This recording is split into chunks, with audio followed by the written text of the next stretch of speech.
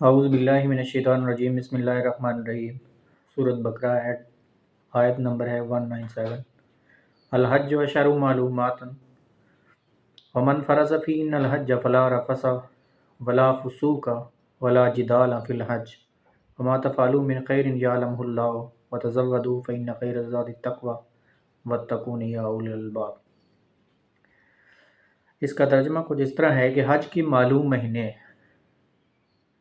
تو جس نے اپنے اوپر لازم کر لیا ان مہینوں میں حج کو، تو اس کو خبردار رہنا چاہیے کہ دوران حج نہ تو شہوت کی کوئی بات کرنی ہے، نہ فسق و فجور کی، اور نہ لڑائی جھگڑے کی، اور نیکی کے کام بھی کرو گے اللہ اس کو جانتا ہے، اور زاد راہ ساتھ لے لیا کرو، یقیناً بہترین زاد راہ تقوی ہے، اور میرا ہی تقوی اختیار کرو اے ہوش مند۔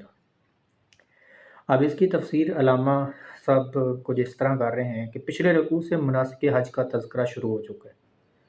اب اس 25ویں رکوع میں حج کا اصل فلسفہ، اس کی حکمت اور اس کی اصل روح کو بیان کیا گیا ہے۔ وہ کیا ہے جی؟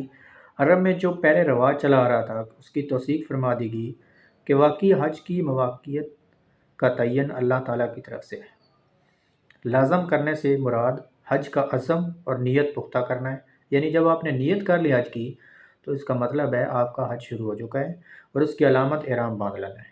جب آپ احرام باندھ لیتے ہیں تو آپ کا حج جو ہے، حج کے جو مطلب پہلا رکن ہے احرام، اس سے آپ کا حج شروع ہو چکا ہے۔ زمانہ حج میں جن باتوں سے روکا گیا ہے ان میں اولین یہ ہے کہ شہوت کی کوئی بات نہیں ہونی چاہیے۔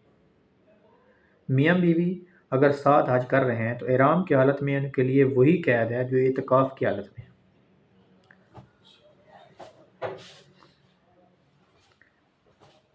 باقی یہ کہ فسوق و جدال یعنی اللہ کی نافرمانی اور بہم لڑائی جھگڑے تو ویسے ہی ناجائز ہیں، اور دوران حج اس سے خاص طور پر روکا گیا۔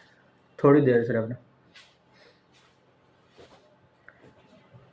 حج کے دوران مناسک حج پر متضاد جو بھی نیکی کے کام کر سکو، مثلا نوافل پڑھو، اضافی طواف کرو، تو تمہاری یہ نیکیاں اللہ کے علم میں ہوں گی، کسی اور کو دکھانے کی ضرورت نہیں ہے۔ یہاں تقوی کے لیے دو معنی لیے گئے ہیں۔ ایک تو یہ کہ بہترین ذات راہ تقوی ہے، یعنی حج میں مادی ذات راہ کے علاوہ تقوی کی پونجی بھی ضروری ہے۔ اگر آپ نے اخراجات سفر کے لیے روپیہ پیسہ تو وفر لے لیا، لیکن تقوی کی پونجی سے تہی دامن ہے، تو دوران حج اچھی سہولیات حاصل کر لیں گے، مگر حج کی روح اور اس کی برکات سے آپ محروم رہیں گے۔ لیکن اس کا ایک دوسرا مفہوم بہت اہم ہے۔ اگر انسان خود اپنا ذات راہ ساتھ نہ لے تو پھر وہاں سے دوسروں سے مانگنا پڑتا ہے۔ اس طرح یہاں تقوی سے مراد سوال سے بچنا ہے، یعنی بہتر یہ ہے کہ ذات راہ لے کر چلو تاکہ تمہیں کسی کے سامنے سائل نہ بننا پڑے۔